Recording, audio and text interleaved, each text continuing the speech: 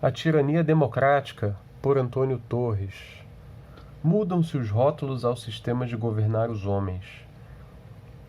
Mas esses sistemas não progridem, pelo menos no Brasil. Na Europa, em certos países, a civilização e o culto do direito já não permitem a existência de tiranos de certa casta. Na Itália de hoje, por exemplo, é impossível a existência de César Borgia. Há leis severas que punem os assassinos, os envenenadores, os traidores, e essas leis são rigorosamente observadas. Se o príncipe herdeiro da Itália fosse acusado de ter mandado matar um cidadão secretamente, que complicações isso acarretaria para o trono? Se o príncipe de Gales fosse acusado de qualquer crime provado, não faltariam no Reino Unido juízes que o condenassem. Em países como a Itália, a França, a Inglaterra, o direito não é ficção, é realidade. A justiça não é abstração, é valor corrente. Alguns séculos de civilização deram a esses povos perfeita consciência de seus direitos e deveres dentro da consciência nacional de cada um. É interessante que ele escreveu isso aqui provavelmente entre 1910 e 1920, porque esse é um livro que... O livro foi publicado em 1920, mas ele reúne uma série de artigos e comentários que esse autor publicou na imprensa nos anos anteriores. Então repare que ele está falando assim: é impossível nascer um novo tirano na Itália porque a gente já está num tempo em que isso não seria capaz por conta da consciência nacional, do avanço do direito, etc. Mas ele está falando isso justamente no momento imediatamente anterior à emergência do regime fascista, né? Ou seja, reparem que é no mínimo curioso esse comentário. É quase como se a história tivesse mostrado um verdadeiro plot twist posteriormente. Mas vamos lá. Só depois que ela estiver formada é que será possível pensar da fundação de um regime político qualquer. Temos aqui uma república federativa. Temos Constituição, Congresso, ministros, tribunais, batalhões, enfim, todo o aparato exterior dos povos bem organizados. Apenas essa Constituição não é cumprida. Esses ministros não têm responsabilidade. Esse Congresso está desmoralizado. Esses tribunais não inspiram confiança. Esses batalhões não sabem combater. Esses navios não podem navegar. Toda a máquina política e administrativa está emperrada.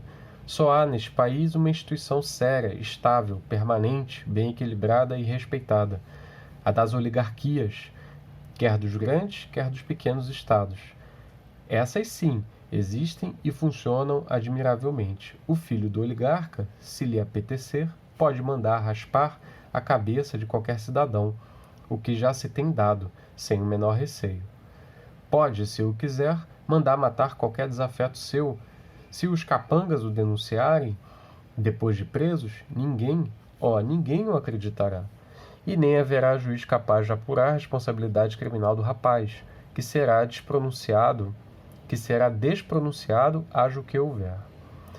De sorte que vivemos aqui com pequena diferença da Idade Média. O que nos distingue da Europa medieval é, primeiro, um pouco de progresso material, luz elétrica, bondes, etc. Segundo, o nosso imenso atraso em matéria de coisas do espírito.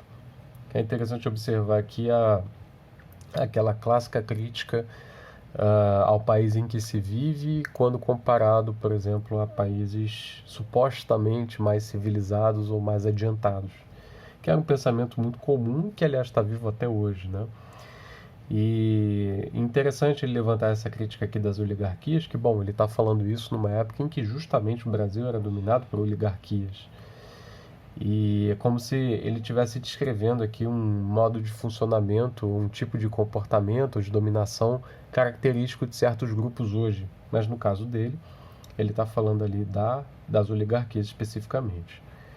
É interessante esse texto. Eu trouxe esse texto porque é uma grande vontade minha de trazer textos aqui e dar visibilidade a escritos que não tiveram, digamos assim, não são hoje conhecidos, né? Autores desconhecidos, textos desconhecidos, coisas que não vingaram, que não formaram escola, que hoje ninguém fala, que ficou ali perdido e que hoje você só encontra num sebo, por exemplo.